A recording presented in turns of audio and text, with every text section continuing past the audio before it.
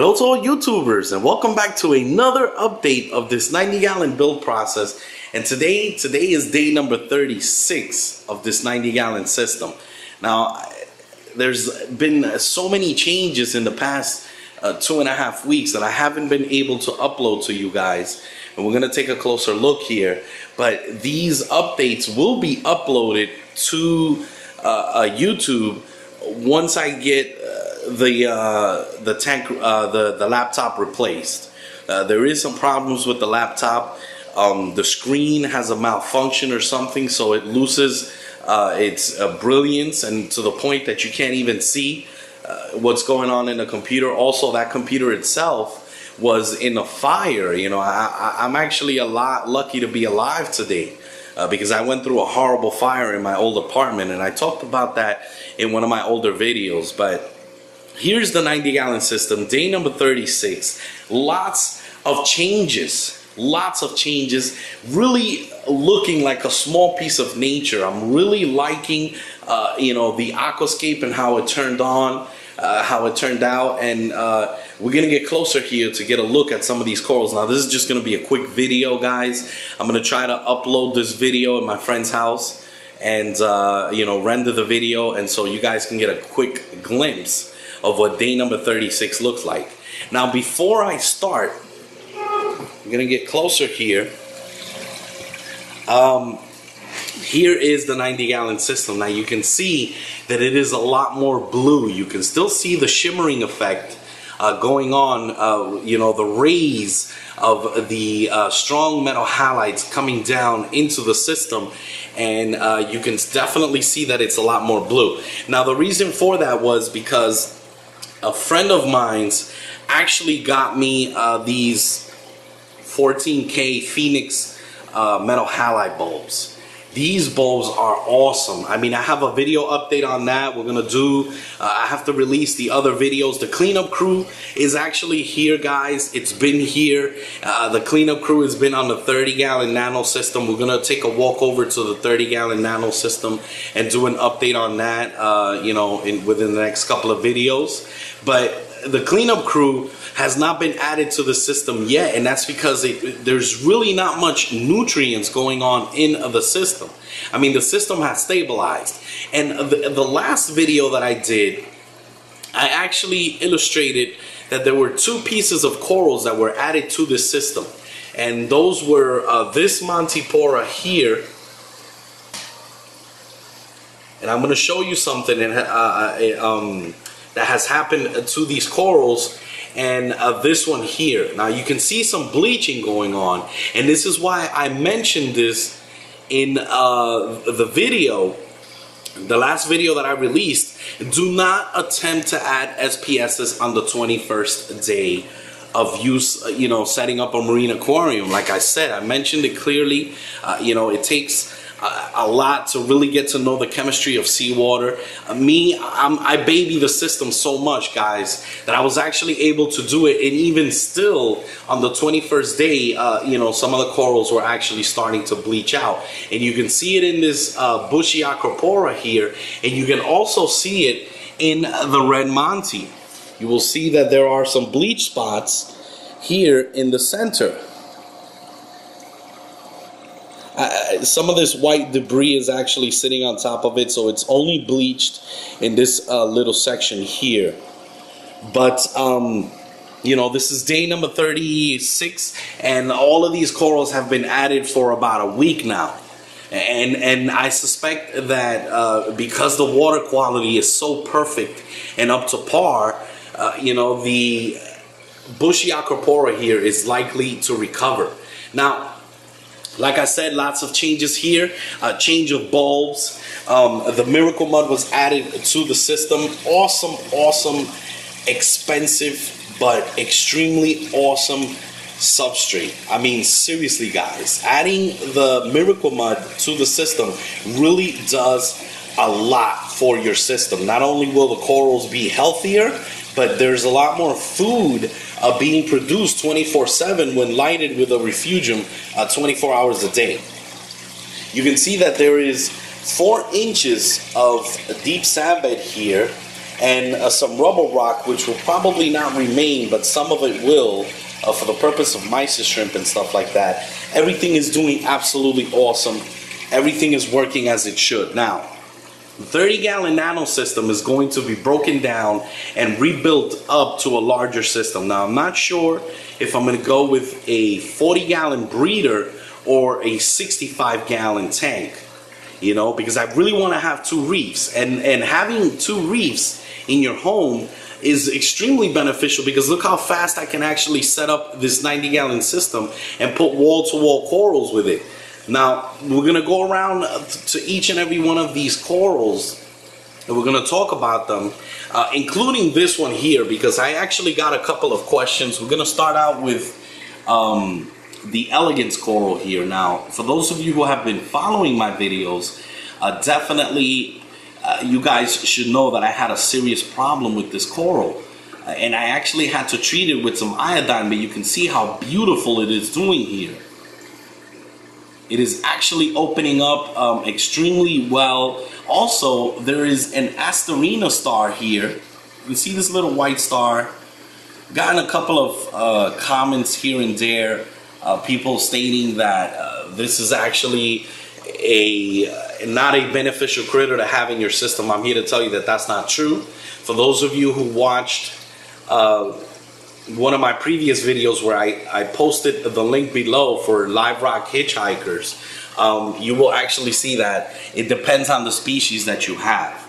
These are actually extremely beneficial, and if they're eating the algae instead of attacking the corals, then you're on the right track and you have the right ones. Now, these 2 up here are the red Montipora capricornis, and for those of you who have been following my videos as well, you can see the amount of growth, and it's already starting to circle around and create that scrolling effect here.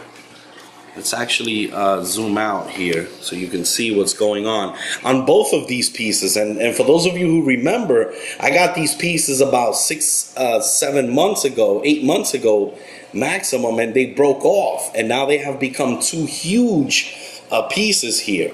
And, you know, chances are I'm going to have to start fragging pretty soon, because this system is really going to do an awesome job at growing SPSs. I'm going to try to keep the minimum amount of fish added to the overall system.